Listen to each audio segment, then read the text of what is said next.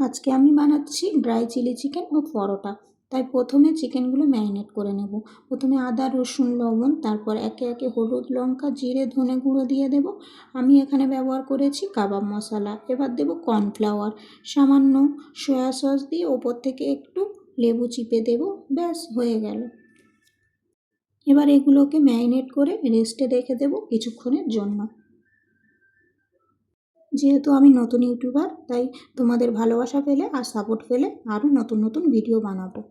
এবার পরোটা বানানোর জন্য ডোটা মেখে নেব। এবার এখানে ময়দা, চিনি, লবণ আর সাদা তেল দিয়ে ময়াম দিয়ে নেব। তারপরে অল্প অল্প করে একটু একটু জল দিয়ে ভালো করে মেখে নেব।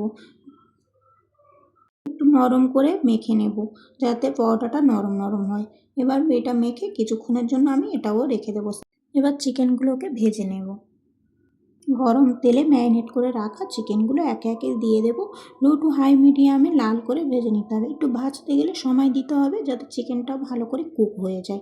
এদিকে লাল লাল করে ভাজা হয়ে এসছে। প্লিজ তোমরা আমার চ্যানেলটাকে লাইক অ্যান্ড সাবস্ক্রাইব করে দিয়ে যেও। এদিকে হয়ে গেছে চিকেনটা। আমি এদিকে পরোটাটা শেপ দিয়ে নেব একটা। রাতের ডিনারে বা কোথাও বেড়াতে যদি যাও, এইভাবে টিফিন করে নিয়ে গেলে তোমাদেরকে বেশ ভালো লাগবে। এদিকে হয়ে গেছে। এরকম ডো বানিয়ে নিয়ে আমি এটাও 10 মিনিটের জন্য আবারও রেস্টে রেখে দেব। তারপরে এবার চিলি চিকেন বানানোর জন্য আমি মশলাগুলো রেডি করে রেখেছি।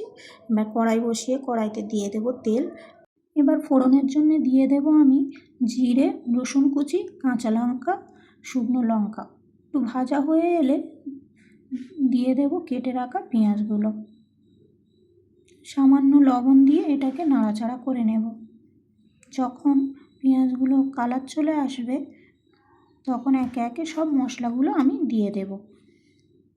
তোমাদের কার কার আমার মতো চিলি চিকেনের সঙ্গে পরোটা খেতে ভালো লাগে প্লিজ কমেন্ট বক্সে জানাবে। এবার আমি দিয়ে দিয়েছি soya sauce, chilli sauce, tomato sauce এবং অল্প একটু টমেটো কেচাপ দিয়ে এটাকে ভালো করে নাড়াচাড়া করে একটু কষাতে হবে। যখন একটু কষানো হয়ে আসবে তখন দিয়ে দেবো চিকেনগুলো। দিলেই আমার কমপ্লিট হয়ে যাবে চিলি চিকেন।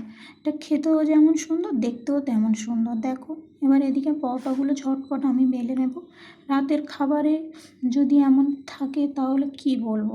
রাতের জন্য হলেও একবার এরকম বানিয়ে নরম নরম তুলতুলে পরোটা আর সঙ্গে চিলি চিকেন দারুণ লাগবে খেতে।